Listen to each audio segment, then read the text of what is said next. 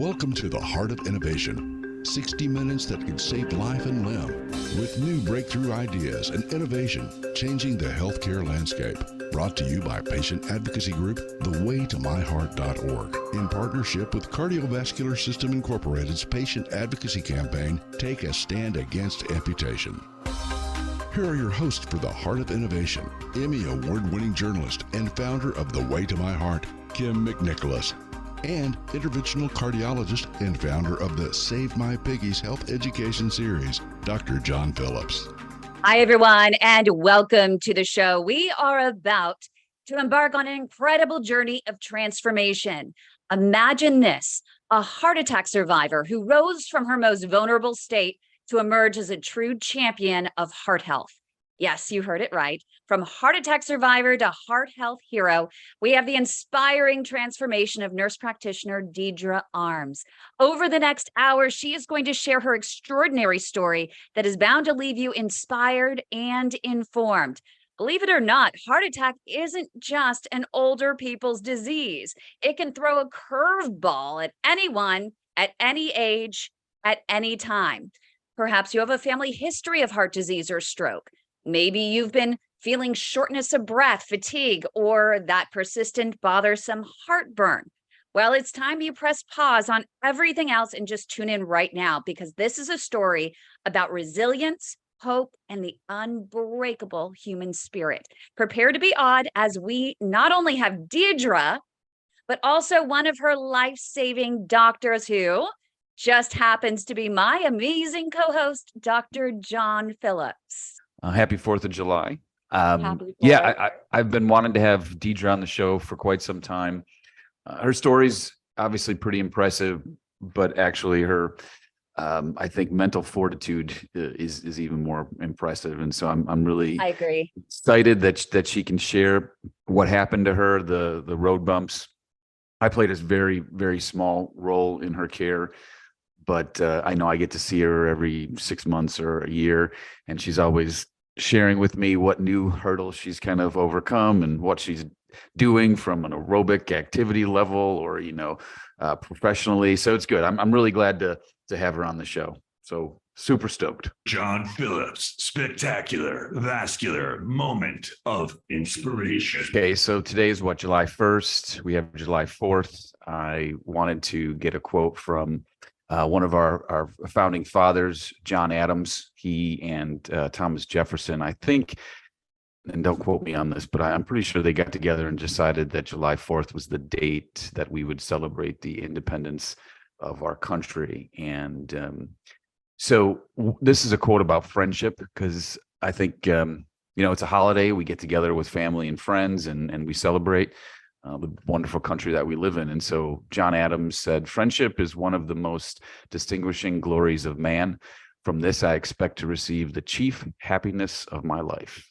And you know what, Kim, if you don't have friends and family, what do you have? I completely agree. And what's interesting is just the relationship, the friendship that develops between a physician and a patient, such as you and Deidre, through this life-saving experience that you had. And it's one of those things that brings so much humanity to healthcare. Well, and it's such a good example, right? Yeah, no, of yeah, what's possible. Yeah, you're right, because I don't know how much detail we'll get into. Well, hopefully we get into a lot of detail, but there's some things that happened with her care that we as physicians, myself and the surgeon that operated on her, struggled with a little bit. So yes, it's always you just have to take a pause sometimes when you're taking care of patients and really decide, okay, what is in their best interest? What decision am I going to make that is going to hopefully benefit them the best? And Right. sometimes you're not sure if it's the right decision or the wrong decision. Ultimately, I believe what we decided to do turned out to be the right decision. I mean, I think Deidre's going to share some of her accomplishments of late, but I remember her sending me a picture one time where she was on top of a mountain shortly after her bypass surgery. So 9 days, in fact. yes, 9 okay, days. right, exactly. And then the other thing about friendship was, before the show started, the two of you were, like a knitting circle. I mean, you were just chatting and chatting and chatting. And I thought you knew each other forever. And frankly, I think I just introduced the two of you like on Thursday. Deidre is such a special person. And the fact that she's also, Deidre, you're a nurse practitioner as well. So you're a clinician. Yes. Yeah. I am. Deidre, welcome to the show. Thanks for joining us. I'm happy to be here. Thanks for having me, John, Kim. Thank you so much for this opportunity to share my story and talk to other people about cardiovascular. And I think it also speaks to just what John, with the quote that you had mentioned, it was so perfect because yes, Deidre and I became fast friends yesterday. I think we talked as soon as she called me, we were on the phone for almost 2 hours. We talked about her story. We talked about our passion for functional medicine and holistic approaches to cardiovascular health. And also our favorite topic, olive oil and the power of olive oil. And I'm going to let you get started and kick things off with Deidre. All right. So Deidre, we were just, you and I, before the show started, reminiscing about the first time I met you, and that was January 18th, 2020. So before we dive into your admission to our hospital in Columbus, tell us a little bit about your background, what medical problems, if any, that you had, and then kind of what were the events that led up to ultimately, I think you got transferred to us, if I remember correctly, right? Yes, from one of the smaller hospitals. Yep, but here you are, Deidre. You're active. You know you have a family history, correct? Of cardiovascular disease. Strong family history. And so here you are, you're doing everything in your power. You're exercising, you're eating right. You're even a nurse practitioner, so you have the medical background as well, and you're doing everything you can to reduce your risk of a heart attack and stroke. Yes.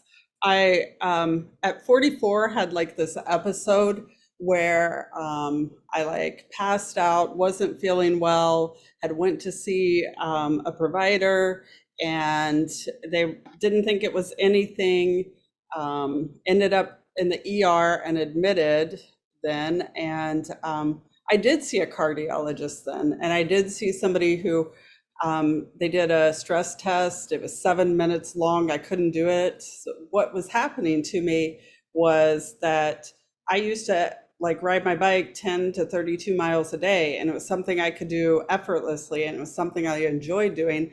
And then I all of a sudden couldn't even go to the end of my street. And I was telling like people, like as loud as I could, I am short of breath. Like I can't do this anymore. Like it's an activity that I no longer can do. And then after that, it just, was chalked up to, this is where you are now, and we just have to move forward. So I moved forward. And then 2 years later was when the big incident happened. And coming up right here on the Heart of Innovation, we're going to dig more into what doctors were saying and how a nurse practitioner was not even heard by her doctors, and nothing was done despite a family history of heart disease. Stay with us right here on our very special Save My Piggies edition of the Heart of Innovation. Save My Piggies, your life, your limb, your story, with host Dr. John Phillips and Kim McNicholas. Welcome back, everybody. Thank you for joining us on this 4th of July edition of Save My Piggies. So we are talking with Deidre Arms, one of my patients, and she is a survivor of heart disease. And prior to us kind of getting into when we met, Deidre, you were mentioning to us that you had been having some shortness of breath, and you'd had some testing done and kind of felt like maybe you weren't being heard. Can you explain that a little bit more to us? Because it's not uncommon for patients to not have a diagnosis missed, but just kind of maybe overlooked. And at your young age, maybe we weren't thinking that, or the docs you were seeing weren't thinking that this was actually a cardiovascular issue. So I think, I had this long history of hormonal imbalances with endometriosis. So you get kind of put in that category of women with, hormone problems. And I had went to my primary care, and he just was like, I'm going to send you to the ER. I don't know why you're feeling like this. And the first ER that I went to, I had like a slightly elevated troponin. The nurse said to me when she was discharging me, she said, you need to go someplace else and get checked out. And so that was when I was 44. And so I did go to another hospital. They admitted me, got me connected with cardiology. They ran a stress test on me. And then I was admitted for 24, 48 hours. And they didn't overtly find anything wrong. But I missed 6 weeks of work. I couldn't get my head up off a pillow. I felt terrible. I just couldn't live my life again. And then I found another primary care because I was like, I want somebody to listen to me. Like, I know they think I'm just a female and that they're dismissing this. And here you are, a nurse practitioner who is specializing in women's health. And you would think that they would have had enough respect for you and you had the credibility to be able to say, no, doctor, I'm immersed in this every day. It is not an issue of women's health. It's not an issue of these hormones. There is something else wrong. I did not pass my stress test. My troponin levels are raised. What's going on? Well, did you not pass? Did you have an abnormal stress test? Well, I only could do it for 7 minutes, but they said I had a robust response. And even though I couldn't do it any longer than the 7 minutes because I got extremely short of breath and I was like, just let me lay down. I felt like I was going to pass out. That was kind of the end of that. I know that the person I seen wanted to do a cath at that time. Like he had talked to me about that. But then my insurance wouldn't allow it because of my age. So. Yeah. So, I mean, a lot of times we talk about this with our patients. Females present a little bit differently than males with respect to chest pain or, pain that may be related to cardiovascular disease or blocked arteries.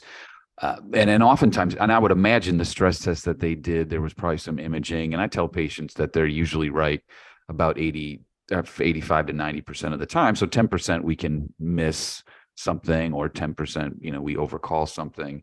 And again, at your age, I mean, when we talk about premature cardiovascular history, we're very specific about particularly like a male first degree relative having cardiovascular disease before the age of 55. And was that your father?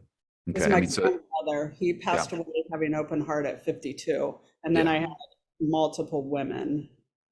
So you kind of, you did tick off a couple of check boxes, and it sounds like initially they wanted to do the right thing with the catheterization, but we're running into this more and more with insurance companies. And I don't want to get too much on a soapbox, but oftentimes we have to push them pretty aggressively to get the test that the patients need.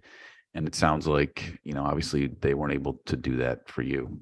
And, I would imagine that, I would assume that if someone's admitted through an emergency room, that all tests are fair game. But there is, as you said, a big push, especially when someone is first diagnosed with heart disease, frontline treatment, because there is so much evidence behind it, is medication and cardiac rehab prior to any catheterization. Right. So what when someone comes in with stable symptoms, meaning they're not coming in with what we call an acute coronary syndrome, so ongoing chest pain, lab work that suggests there's some lack of blood flow or ischemia to the heart, abnormal ECG, things of that nature. So in a stable situation, when we do a catheterization for a patient and we find a blockage, the stents do two things. They relieve your symptoms if we got the right blockage, and then they fix a defect seen on a stress test. It's important to know that stents in this situation do not make people live longer. They don't prevent heart attacks. And so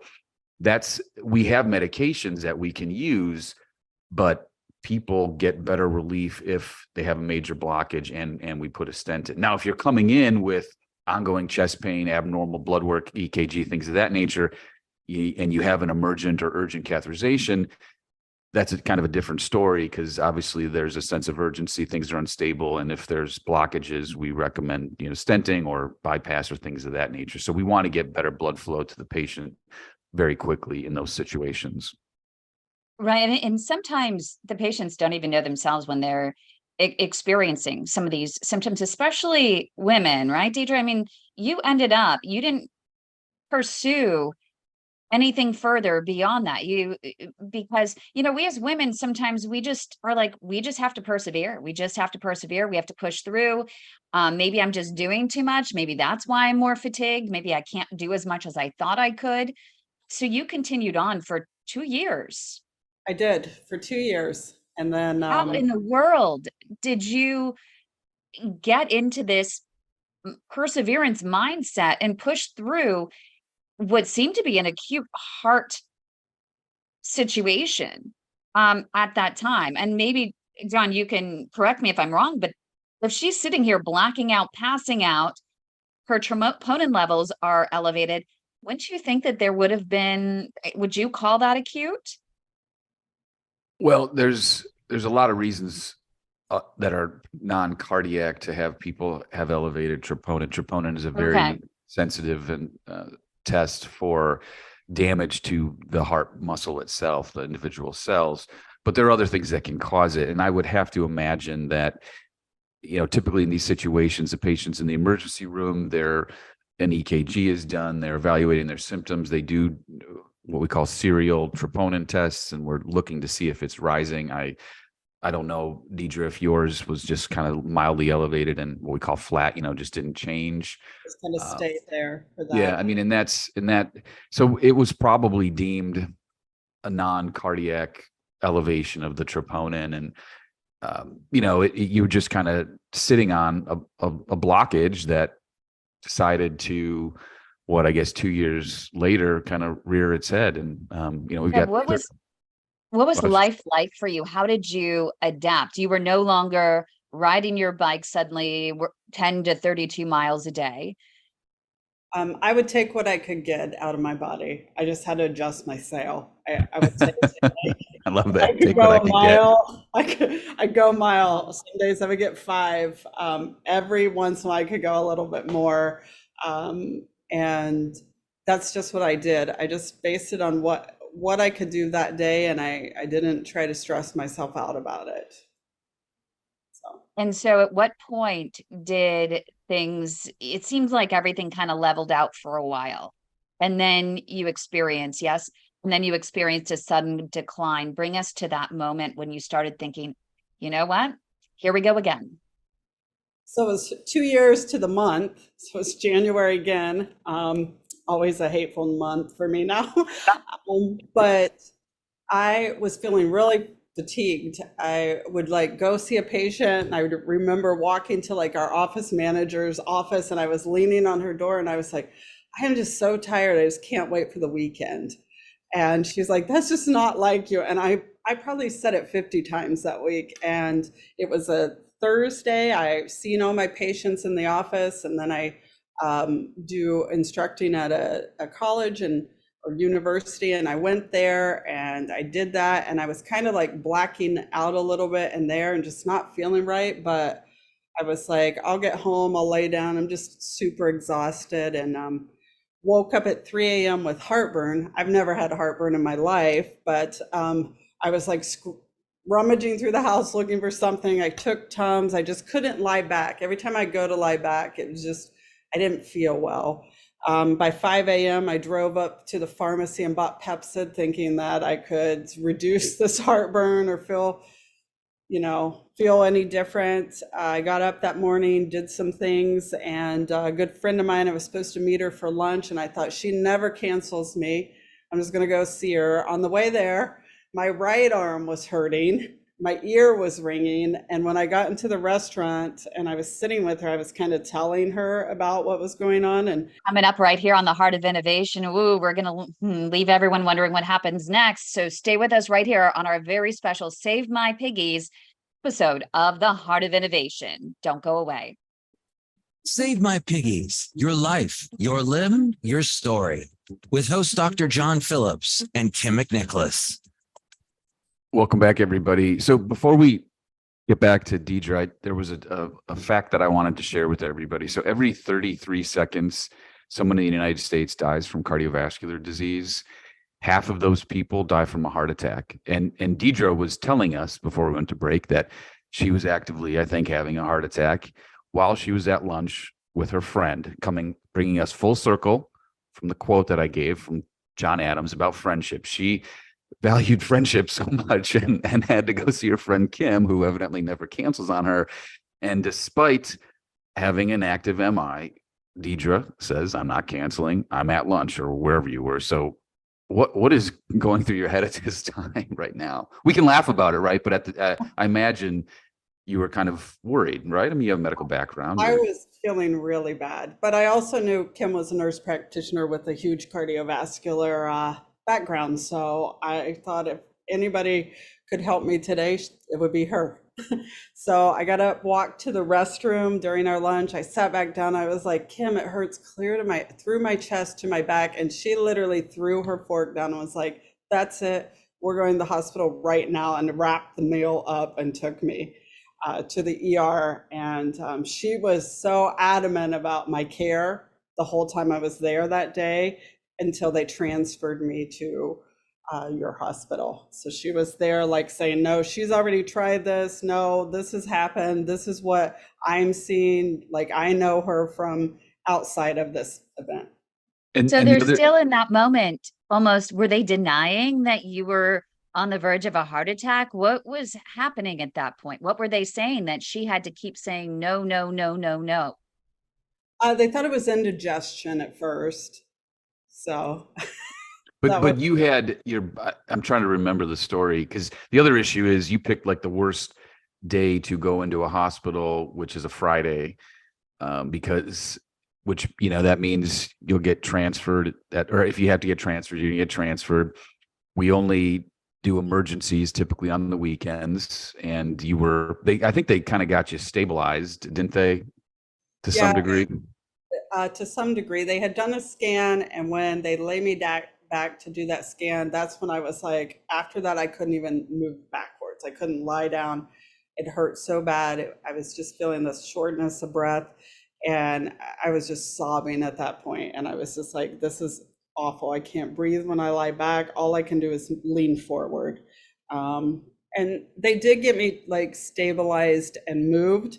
But that night, what does that mean, that they get you stabilized? So you're sitting here on the verge of a heart attack, and John, do they know that she's on the verge of a heart attack? And what do they do in a sense to stabilize without going in and doing a heart cath? Or did they they brushed off the whole idea that it had anything to do with possible blocked arteries in the coronary region? So usually what we do when we talk about stabilizing a patient who is so we differentiate between what's called an ST elevation MI. So this is on the ECG, versus a non-ST elevation MI. So if someone has a quote true heart attack, the artery is usually blocked 100%. We see very specific changes on the ECG that triggers a rapid response. Patient's transferred, goes right to the catheterization laboratory. If someone comes in who is having a non-ST elevation MI, so this is now, as I mentioned before, we talked about a stable situation. Now we've pivoted to an unstable situation where the blood work is abnormal, the patient's having ongoing symptoms, the ECG shows some changes, but it's not a quote ST elevations or has ST elevations. We try to stabilize the patient with medications. So we give anticoagulants, we give aspirin, we give nitroglycerin, often either on the chest wall or through the IV to lower blood pressure. We try to get the patient chest pain free, knowing that we need to probably do a catheterization within the first 24 hours. But again, that issue on the weekends, oftentimes when we see the patient, meaning they're transferred to our hospital because we're a tertiary care center, if the patient's still having symptoms despite the medications, then that triggers, okay, we should take them to the cath lab and figure out what's going on. If their symptoms are getting better, then we kind of quote cool them off, and depending on how they are, we can potentially even wait to Monday. So I don't remember exactly, Deidre, but you and I met, I believe, Saturday morning, right? Saturday morning. Yeah. So coming up right here on the Heart of Innovation, we're going to hear about that encounter and how John was called in on his day off, a Saturday I was on morning. call. I was on call. Yeah. So You're I on was call. there. you were home, you were hanging out, right? Maybe I'll be able to hang out with my family. Nope, got to go in and save a life. So stay with us and we'll have more of Deidre's story and how John helped to save her life. So stay with us. Save My Piggies, Your Life, Your Limb, Your Story, with host Dr. John Phillips and Kim McNicholas. Hi, everyone, and welcome back to the show. Just before the break, we were hearing from Deidre Arms. She is a nurse practitioner who was on the verge of a heart attack. She had gone into doctors 2 years prior with an episode, was not diagnosed, brushed off as possibly having asthma or some sort of hormonal issue that might have been leading or triggering her fatigue, her shortness of breath, and other symptoms. And then fast forward, she ends up with a feeling of heartburn. She has pain down her arms, in her chest, and she was with a friend of hers, also a nurse practitioner, who rushed her to the hospital, went to a community hospital. They got her stabilized, and then she transferred to a larger tertiary center, Ohio Health, with Dr. John Phillips. So talk about your encounter. John, at what point were you called in to care for Deidre? So it was a Saturday, and we come in the mornings to do rounds, see new consults, and Deidre was one of our new patients that we saw. I can't remember if it was my team, meaning I have a team of interns and residents, or if it was one of our nurse practitioners who we got the consult. But I think pretty quickly, and Deidre fills in the gaps here big time for me because I forget. But pretty quickly we realized that she was not doing well, and we needed to at least do a heart catheterization, take a look and kind of see what was going on. I think we had an echocardiogram, or we're getting one, and that is the ultrasound of the heart that kind of tells us, it helps us kind of triage patients who we think are having a heart attack, but not that ST elevation one that I speak of. And if the heart pump isn't working right, then that, I think, adds more credence to, hey, we've got to get good in and take a look. We think there's a blocked artery of some sort. And Deidre, I don't know if you remember like our conversation, but I'm pretty sure we decided pretty quickly that we had to do the catheterization, right? You turned off that nitro and my blood pressure shot up, and within 30 seconds I was signing papers and heading to the OR. Yeah, so that's the other thing too, because we were, the nice thing about what was going on with you is you had, quote, blood pressure to work with. A lot of times, if the heart is very weak, the blood pressure goes down, and we can't get patients' pain under control with medications because the medications drop the blood pressure. That too probably speaks to the notion that you had built up some kind of your own little natural bypasses to this blockage, but you had a lot of, and your symptoms got worse when your blood pressure went up. And so what we did was we brought Deidre to the catheterization suite, and we can measure pressures inside the heart with our catheter, and the pressures inside of her heart were very elevated, meaning that the heart wasn't working as well as it could. The nitroglycerin helps lower that pressure. And, we can use some other medicines to kind of remove fluid from the system. And then we looked at your heart arteries, and you had kind of a complex blockage going down what's called the left anterior descending artery. It's, kind of known in the lay press as the widowmaker, but you also had a branch vessel that was, impinged on too.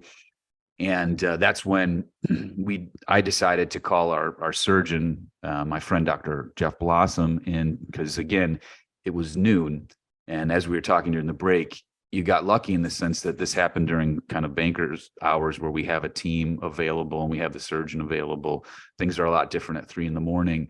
And so we were able to get you stabilized. We got some fluid off, and I think your symptoms got better. And we decided, Dr. Blossom and I decided that we would send you for, you'd have bypass surgery, maybe Monday, but then we said, okay, if things don't get better, or if things get worse, he'll take you if need be that night or Sunday. So I guess in your mind, because a lot of patients, when they come to our cath lab, they want a stent.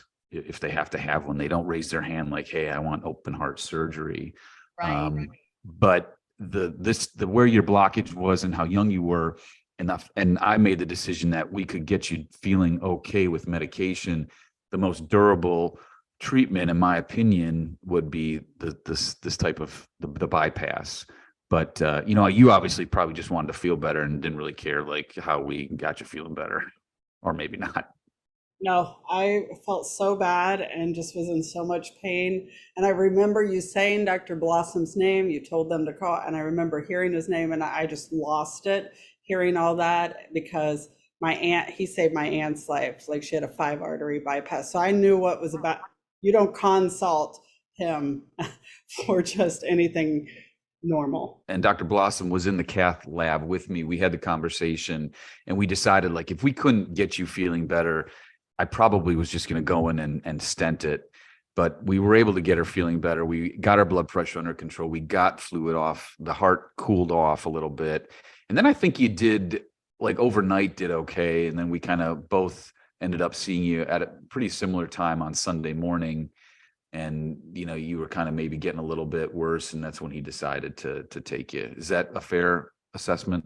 Well, I knew the night before it was happening, Sunday at 6 a.m. I didn't know that because he came into that room, and that was probably after conversations with you, but he come back in to see me and he was like, we're going to go in the morning at 6 a.m. So I kind of I had a few hours to prep my mind for that, and see my family and talk to my kids and all of that. Well, yeah, I mean, like, just share that, if you don't mind, that the emotions that you're going through, because I've seen bypass surgery. Obviously I do stenting, and I imagine you're kind of thinking, I want this to go well, but if this could be it, right?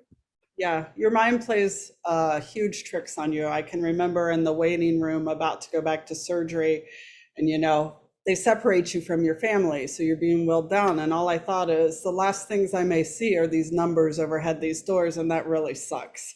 And like, that's what I was thinking, like, this could be it. I knew I'd lost my grandfather during open heart, so I knew the risk was there. I knew it as a medical profession.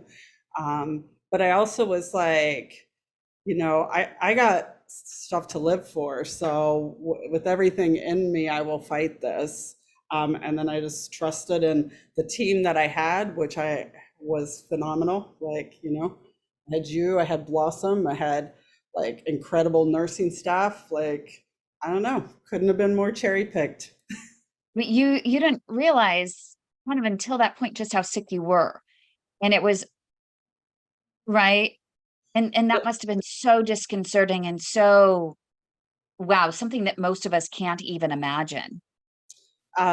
It was hard when the night before Dr. Blossom said I couldn't take a shower and wash my hair because I was too sick, because Thursday I worked a full patient schedule, was at the university, stayed up till 11 doing labs, and I was like, what? I just lived a normal life like 2 days ago. Okay, you're right. So we've got 2 minutes left in this segment and like 4. Now we got to talk about you after the new Deidre, who had open heart surgery. So, surprised everybody. She survived, and, but so tell us we want to hear that story. Like, you woke up from surgery, you got out of the hospital, you said, I am going to make some changes, or I'm going to do things that maybe I didn't even think about doing before this. Right. Yeah. 100%. Like, it started with me. I had to work on me and had to do the things I wanted to do. I was in cardiac rehab, the only female and the only person without white hair. So I felt a little like the outlier in that situation. And I had great support. So I started gradually, like, at first I couldn't even walk to my neighbor's driveway, and that was discouraging. I was like, this is crazy. Especially for a 40-something. Yeah, 46, couldn't walk down a standard driveway. And every day I just a little bit more, started hiking locally, and I would get short of breath, got myself one of those Apple Watches because I was told about the AFib that could come with this. I didn't want to pay attention to that. And if I felt like I was getting short of breath, I'd stop, and I just kept conditioning myself to do more and more. Yeah, and I think 9 months later, I climbed Mount LeConte, and I did send John a picture of that because I was super proud. Oh, 9 months later. 9 months later. Yeah, it took, because it's the highest mountain in Tennessee. So it took me some time to condition for that one. Well, coming up right here on the Heart of Innovation, we're going to hear how she has now turned her life into becoming a heart health hero and championing for others. So stay with us right here on our Save My Piggies edition of the Heart of Innovation.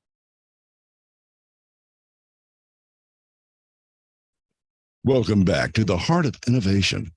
For more on today's topic, go to theheartofinnovation.org. That's theheartofinnovation.org. Once again, here's Emmy Award-winning journalist Kim McNicholas and interventional cardiologist Dr. John Phillips. So we're wrapping up the show here. Our last segment. We've got only a few minutes left. Deidre, you just 9 months later, you climbed the highest mountain in Tennessee, and you haven't looked back, have you? No, no, just out there trying to be my best, do my best. And I even changed the way I practice. I decided to do functional medicine and kind of go out on a limb and do something unconventional so I could spend more one-on-one time with patients, help them get to the root cause. So during this time, I've done a lot of that, a lot of education for myself, but I tell my patients, like, health is like an onion and you got to peel away the layers till you're the healthiest version of yourself.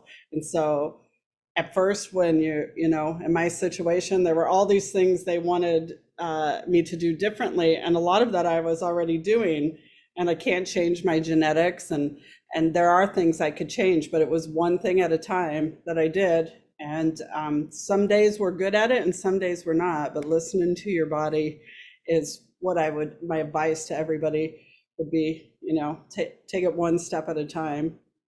And what I love about Deidre is that she is taking a very progressive approach to heart health and helping others with functional medicine and really encouraging people to peel back those layers, because there is so much that can put someone at risk for heart disease, but also there are real ways, tangible ways in which you can mitigate your risk for a heart attack or stroke, or with peripheral artery disease in your legs, with those arteries, amputation. And that's what you're doing. You're helping people to mitigate with supplements, with diet, like specifically through advanced blood work. Yes, advanced blood work with talking to people about movement, their sleep, their stress, adverse childhood events that play into that. I think I asked John the last thing. I said, do they ever talk to people about adverse childhood events when they come in with heart disease, because of the inflammatory markers that throw off this cascade? And there's just so many things to look at, things that we can do and things that are out of our control. But yeah, and there are certain medications that we need to have you on, lowering cholesterol and things of that nature, monitoring your blood pressure. But there's also, like you said, a holistic approach, exercise. If there's nothing that anyone learns from this podcast or this show about, obviously, your motivation and determination, but exercise wins every time. And you just said you swam like 2 miles or something, or 2 hours before. Yeah, I was over swimming for the last couple hours before this, and just floating, kicking my legs, was swimming in a way that it didn't get my hair wet. Awesome. I love that. And thank you so much, Deidre, for sharing your inspiring story and for offering so much courage. Quickly, what is your social media handle so people can follow you? Desire Wellness Group. Fantastic. And John, can you please just close out with final words here on how Deidre's situation also changed you and how you practice? Well, I mean, again, it's hard to sum it up in 10 seconds, but every patient we want to be like Deidre, in the sense that, yes, something happened, life is a book, new chapter. And with that new chapter, change your life, change your identity, really focus on your health, exercise, take your medications. And she's done that to the, nth degree. And I just hope she can inspire other patients to continue to have that motivation to want to get better and healthy and live longer and functional lives.